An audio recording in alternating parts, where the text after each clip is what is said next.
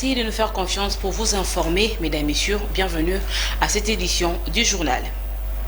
Le chef de l'État, Félix-Antoine Tshisekedi Tshilombo, a signé ce vendredi 8 avril à Nairobi, capitale de Kenya, le traité portant création de l'EAC après l'adhésion de la République démocratique du Congo, étant 7e membre de cette institution africaine, élément signé Chalisunda.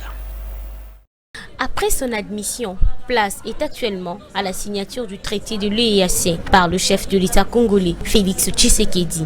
Le président du Kenya, Uhuru Kenyatta, transforme l'institution régionale en un immense marché commun estimé à 250 milliards de dollars américains. Étant président en exercice, l'EAC, dont le siège se trouve à Arusha, en Tanzanie, compte désormais 7 membres: le Burundi, le Kenya, le Rwanda, la Tanzanie, le Soudan du Sud, l'Ouganda et la RDC. Le dernier pays à avoir été admis à l'EAC était le Soudan du Sud en mars 2016. Après avoir signé ces traités, le chef de l'État congolais a exprimé sa satisfaction en ces termes. En adhérant à la communauté, le peuple congolais ne veut pas seulement se contenter des bénéfices d'un commerce intracommunautaire, mais il aspire d'abord et surtout à entretenir des relations fondées sur la paix et la sécurité de tous. À son tour, le président en exercice de l'EAC a déclaré que la RDC remplissait tous les critères d'admission tels que prévus dans les traités de cette institution portant à sa création. L'adhésion de la RDC en tant que membre de la communauté d'Afrique de l'Est élèvera encore plus ses acquis. Et plus important encore, elle renforcera notre force économique et notre compétitivité sur le continent et au niveau mondial.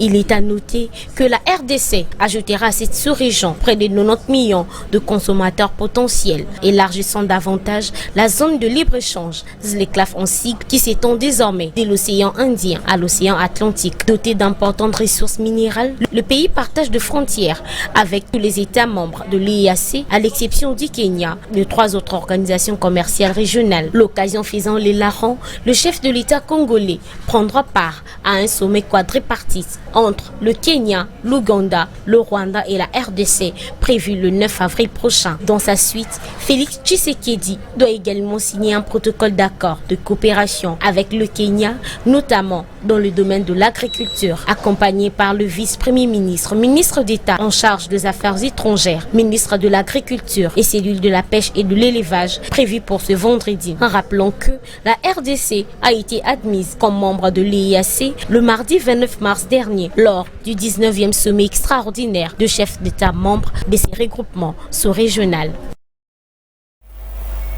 Une brève dans cette édition du journal. Passation du présidium de la Mouka, Martin Fayulu a cédé la commande de la plateforme à Adolphe Mozutu. À cette occasion, la Mouka a fixé l'opinion sur sa position contre le lancement des opérations d'enrôlement avec la CENI Kadima. Vous allez suivre l'intégralité à la fin de cette édition du journal. Et puis l'invasion russe Ukraine au Conseil de sécurité de l'ONU. La République démocratique du Congo fait partie des pays qui ont voté pour la suspension du pays, allais-je dire, à ces conseils sur un suffrage de 93 voix favorables. Élément de Ruth Toumba. Ce fut lors de l'Assemblée générale de l'ONU que la RDC et le 92 pays ont voté pour la suspension de la Russie de son siège du Conseil des droits de l'homme des Nations Unies pour les raisons de l'invasion du pays de Vladimir Poutine dans l'Ukraine. Une idée sous l'initiative des États-Unis d'Amérique. À en croire sur les 193 pays membres participant à l'Assemblée générale, seuls 24 pays ont voté contre cette suspension et 58 se sont abstenus. Une décision considérée de non prise en compte par Kiev, dont la majorité des 2/3 sont requises par le seul vote pour et contre. Selon Washington, la suspension de la Russie du Conseil des droits de l'homme est symbolique et accroît l'isolement de Moscou sur la scène internationale depuis l'invasion de l'Ukraine le 24 février comme une opération militaire spéciale. La Fédération de Russie est accusée de crimes de guerre et d'exactions contre le civil de plusieurs zones ukrainiennes qu'elle a occupées, en l'occurrence de Boucha où l'organisation de traité d'OTAN de l'Union européenne évoque un génocide. Dans sa signature, le oui de la République démocratique du Congo marque un grand événement. Insécurité dans l'est de la République démocratique du Congo, au moins 6 morts, 6 personnes selon le bilan officiel ont été tuées dans une explosion d'une bombe dans un bar de la ville de Goma à la soirée du jeudi. Commentaire. Le drame a eu lieu dans un débit de boissons près du camp militaire de Katindo dans la ville de Goma. Selon le premier témoignage recueilli sur place, un fort bruit a été entendu dans le bar quelques minutes après. C'est des corps sans vie, des blessés graves et des dégâts matériels qui ont été constatés par ceux qui étaient aux alentours. Une grenade serait à la base de l'explosion.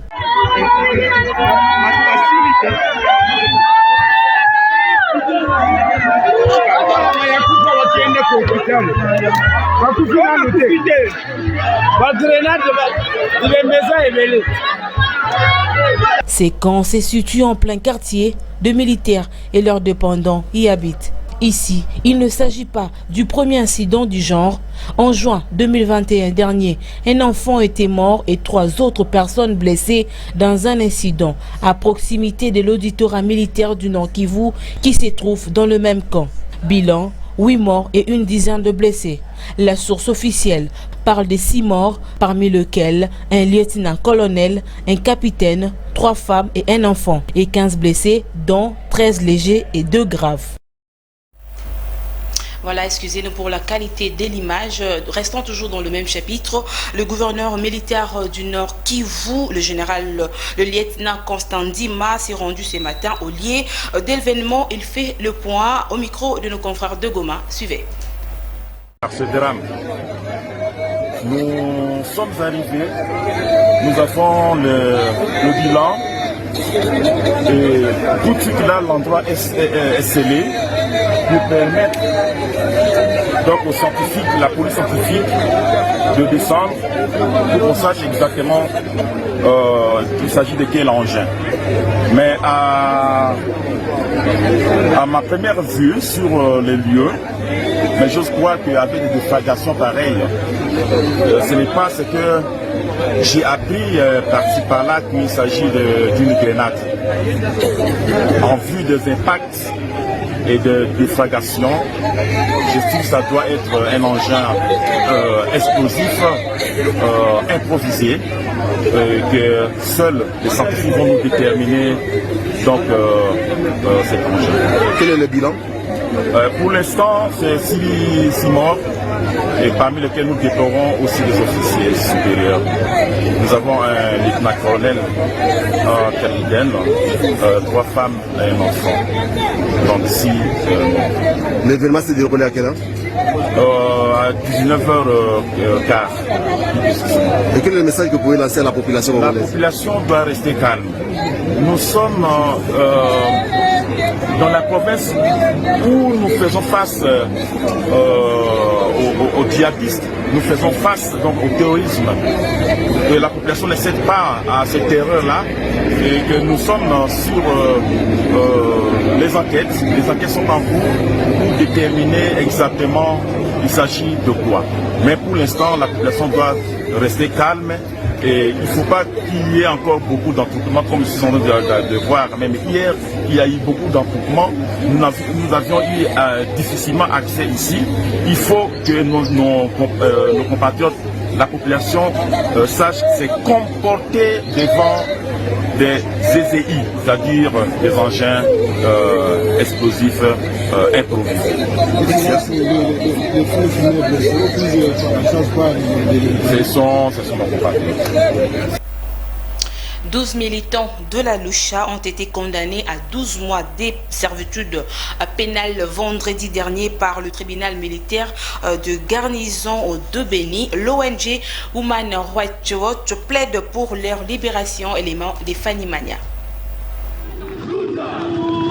L'ONG Human Rights Watch lance un appel à la libération des 12 militants du mouvement citoyen Lutte pour les changements Lucha, en sigle, qui ont été condamnés pour avoir manifesté contre la prorogation de l'état de siège au Nord Kivu et en Ituri. Les 12 militants de Lucha, condamnés vendredi dernier à 12 mois de servitude pénale, principale par les tribunaux militaires des garnisons de Beni pour désobéissance aux lois de la République. Dans son communiqué, cette organisation de défense des droits de l'homme affirme que lors de la manifestation du 11 novembre devant la mairie de Beni, les membres de la Lucha tenaient simplement des pancartes pour mettre en avant les revendications. Pour terminer, Human Rights Watch dit avoir documenté la régression du mouvement congolais en matière de droits fondamentaux et de la liberté sous prétexte d'état de siège dans la dite province. Et puis de l'autre côté, 18 pêcheurs congolais ont été arrêtés par le marin zougandais au lac Edward. Dans la nuit de mercredi à jeudi, ils sont reprochés de violer les frontières liquides et de pêche illicite. Élément de Presca Kabasele.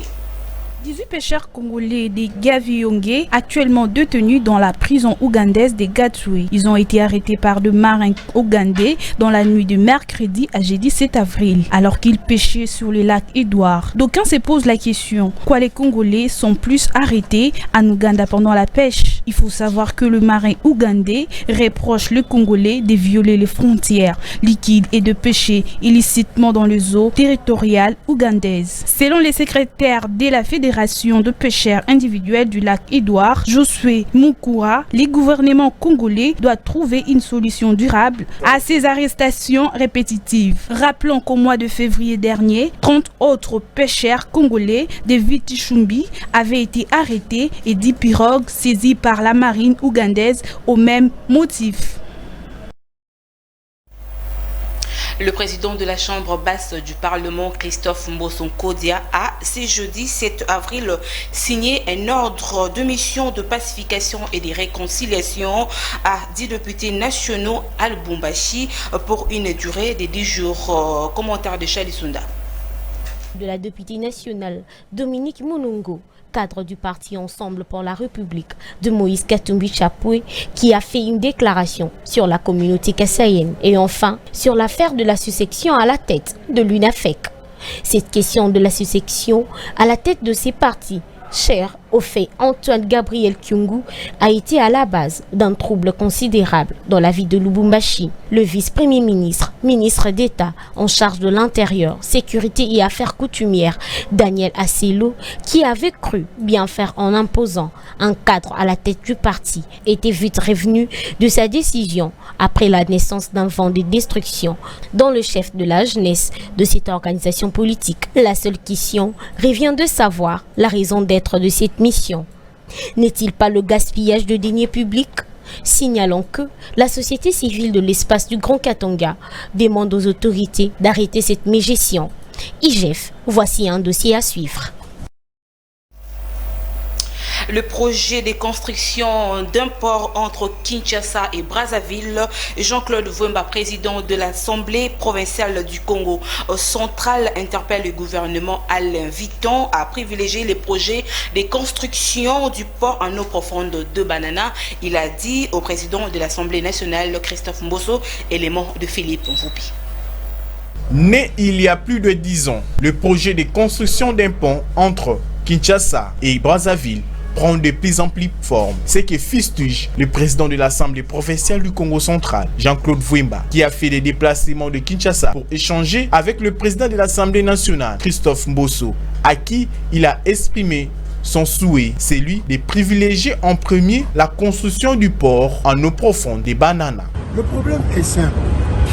Quand on commence tout d'abord la construction, le jeté du port en eau profonde des Bananas, on peut venir monter le pont Route-Rail Kinshasa-Brazzaville. Nonobstant cela, parce que les gens ne veulent pas vous dire la vérité, il y a déjà un projet qui fera de Pointe-Noire jusqu'à Libengui. Donc toute la partie du Grand Équateur, et peut-être qui serait marié avec le Kassai, en allant peut-être jusqu'au Katanga, commenceront à être desservis à partir de Pointe-Noire. Donc le port en eau profonde de Banana ne concernerait qu'une partie de l'ouest et peut-être vers le Grand Kivu. À la question de savoir pourquoi les travaux du port en eau profonde de Banana n'ont pas commencé après son lancement par le chef de l'État, Jean-Claude Vouemba, parle d'une mésentente entre le gouvernement congolais et l'entreprise de construction DP World. Bon, je viens aussi d'apprendre, nous qui venons du Congo central, on n'était pas au courant, qu'il y a un problème sérieux entre, ça s'appelle comment ça, la société DP World, là, c'est ça, hein? DP World et le gouvernement congolais. C'est pour cela jusqu'à présent, malgré la pose de la première pierre du chef de l'État, jusqu'aujourd'hui, il n'y a aucun trou. Signalons, il y a de cela 2 mois depuis le président de la République, Félix Tshisekedi, avait lancé les travaux de construction des ports en eau profonde de Banana. Mais ces travaux n'ont pas encore commencé. Projet 100 jours dans son secteur de l'électrification de cabines, rouleaux de câbles et poteaux électriques abandonnés depuis 2019 dans l'entreprise ABC. Un Congolais fait de révélations et dénonce l'acte dans une vidéo filmée avec son téléphone. Philippe Mvoupi. Cette image est la preuve de manque de suivi des autorités après le lancement d'un projet. Ces cabines et câbles électriques ont été achetés par le gouvernement en 2019 dans le cadre du projet 100 jours, secteur électricité, dans les soucis d'alimenter Kinshasa, mais sont abandonnés et pendant ces temps, la capitale reste dans le noir. Je suis chez ABC. Les rouleaux de câbles de courant, hein, voilà, ABC Sodimel, ces conteneurs contiennent les équipements électriques. Tout ça, ce sont des rouleaux de câbles qui ont été commandés depuis 2019, lorsqu'on a lancé les 100 jours du projet du chef de l'État. Les cabines sont arrivées et les équipements sont là, alors qu'on a des quartiers qui sont encore dans le noir. Tous ces câbles, tous ces équipements, c'est pour les quartiers, il y a des à Ngiringiri, à Lingwala, la commune de Kinshasa, pour plus ou moins 5000 abonnés, 5000 ménages, d'après les études qui ont été effectuées par ABC. Donc, elle se pose la question à savoir qui a décaissé l'argent pour son achat, qui devrait concrétiser ses travaux, qui était chargé de cette mission. Voilà les questions qu'il faut se poser jusqu'à trouver les auteurs de ces sabotages et les sanctionner. Dotation de passeport diplomatique congolais à Maître Gims Dadju et Jean-Claude Van Damme, fustige de réactions au sein de l'opinion. Des politiciens et comme tant d'autres réagissent et analysent chacun à sa manière. Élément signé Rutumba. La dotation du passeport diplomatique aux stars prestants en Occident, fustige de réaction de partout aux chefs de Kinois et des Congolais en général. Certains considèrent l'octroi de ces passeports d'injustice. Par contre, les autres applaudissent par cet acte qu'ils considèrent de générosité de la part du chef de l'État congolais. Tel est le cas de Yvon Mundadi, un Congolais et cadre de l'AVC, autre vision du Congo, qui répond à la question de qui peut bénéficier d'un passeport diplomatique. Moi, je dirais pourquoi cela doit poser énormément de problèmes dans notre pays. Je vais vous donner 2 petits exemples. Je vais citer le nom de notre docteur Mukwege. C'est au niveau de France des universités françaises. Lui a remis le titre d'honneur au niveau de la France. Ça n'a pas posé de problème. Mais chez nous, si le gouvernement donne le passeport diplomatique à Dadju, à Maître Gims ou à Kofi Olomide, c'est seulement pour leur faire confiance de travailler pour le gouvernement. Ça ne pose pas un problème. Le passeport diplomatique ne posera jamais un problème si le gouvernement octroie le passeport diplomatique à une personne qui est censée travailler pour le gouvernement.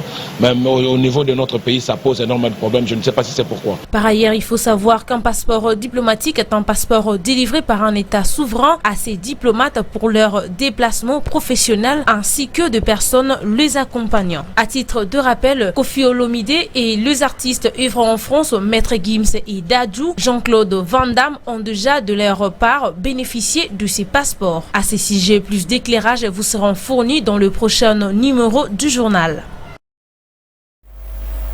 750 000 $ américains, c'est les prix de la présidence du fait artiste musicien Papa Wemba, racheté par le gouvernement. Elle a été rachetée par l'État à sa famille pour un projet d'ériger un studio d'enregistrement et un musée à l'honneur de l'artiste décédé. Élément signé Fanny Mania. $750 américains, tel est le prix fixé et voulu par la famille du défunt artiste et musicien Papa Wemba, qui met en vente sa résidence dans la commune d'Ngaliema à Kinshasa. Ces rachats consistent aux recommandations du président de la République démocratique du Congo, Félix Antoine Tshisekedi, lors de la 35e réunion du Conseil des ministres du gouvernement Ilukamba, tenue le 12 juin 2020. Pour rappel, le président de la République avait instruit le ministre de la Culture et des Arts à l'époque d'examiner dans un bref délai la possibilité de racheter la maison dans le but d'ériger un musée, entre autres un studio d'enregistrement qui sera dédié à l'honneur de ces grands artistes de la musique congolaise. À retenir, la star Jules Chungu avait rendu l'âme le 24 avril 2016 au pays d'Alassane Ouattara en Côte d'Ivoire. La passation du présidium Lamouka entre Martin Fayulu a cédé la commande de la plateforme à Adolphe Mozutu. À cette occasion, Lamouka a fixé l'opinion, sa position contre le lancement des opérations d'enrôlement avec la CENI et Kadima. Excusez-nous, vous allez suivre l'intégralité de nos prochaines éditions. À présent, page de communiqué.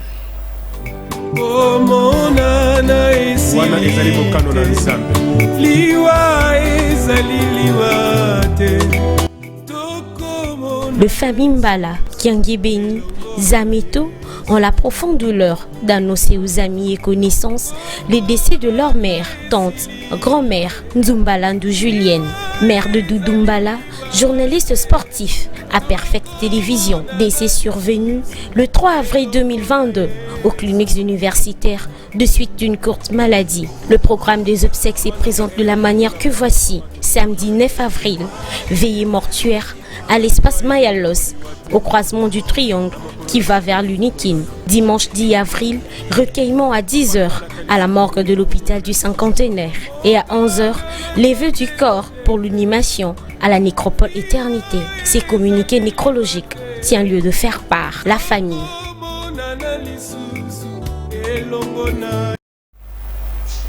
Voilà, c'est tout pour ce soir. Merci de nous avoir suivis en République démocratique du Congo et partout dans le monde. Mesdames et messieurs, cette édition du journal est complètement terminée. Au revoir.